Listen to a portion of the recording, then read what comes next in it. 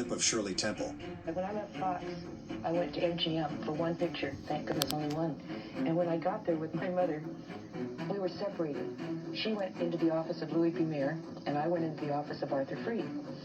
And he was going to talk to me about a movie he wanted to put me in. I'm 12 years old, and I thought he was a producer, but instead he was an exhibitor. And I'd never seen anyone naked before, except myself, so I had no clue about what was happening. And so it struck me so funny, I laughed at him, and I laughed uproariously. I had tears, and he got infuriated. And he said, out, out, out, go. So Did you tell your mother?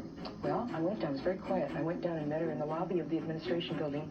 She came out very quietly from Louis B. Mayer's office, and we walked hand in hand silently to the car, which was unusual. We got in the car driving home. I said, Mom, you won't believe what happened to me. And I told her what happened, and she got kind of quiet. She said, well, you don't know what happened to me. And Louis B. Mayer wasn't as bad as Freed was to me. But he came on to my mother. So we both decided that we didn't like MGM much. It was better at Fox. We should have listened. October 1988, sitting across from Larry King, a former child star named Shirley Temple Black shared a memory that should have broken our hearts decades sooner. The woman who once symbolized America's purest joy calmly recounted a heart-piercing moment from her own childhood. At 12 years old, during a 1940 meeting at MGM Studios, producer Arthur Freed exposed himself to her. As she detailed in her autobiography Child Star, the 46-year-old mogul unzipped his trousers and made a remark so vulgar it was met only with Shirley's nervous giggle, the innocent, confused reflex of a 12-year-old who had no map for such darkness. He didn't comfort her or apologize. He angrily threw her out of his office for not understanding his cruelty. This was never just a Hollywood anecdote. It was a cry for help from the Golden Age, a quiet warning that powerful men were preying on the vulnerable with total impunity. Freed went on to produce masterpieces like The Wizard of Oz, his reputation untarnished, while Shirley carried the weight of that encounter into her adulthood. She escaped MGM, but the industry's shadow remained. Her story was a credible precursor of the evils to come. Now, the unsealed Jeffrey Epstein files released in painful tranches by the U.S. Department of Justice have laid bare a modern echo of that same cold reality.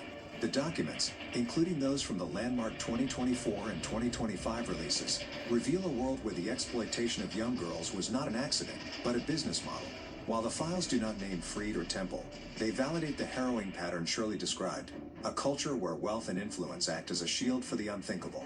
The Epstein documents show us how predators operated in the open, surrounded by enablers who chose silence over protection.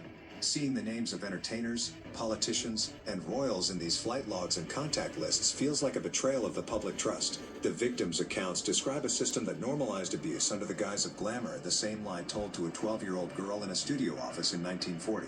Shirley spoke out long before #MeToo or Epstein's arrest. She spoke without sensationalism because, for her, it was simply the truth she lived.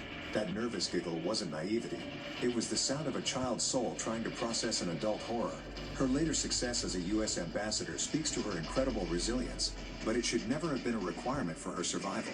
The Epstein files, filled with high school photos of victims and reports of a preference for girls the younger the better, prove that this darkness never faded, it only evolved. From the era of Freed to the era of Epstein, we have seen a persistent, heartbreaking failure to protect our children. Shirley Temple was right.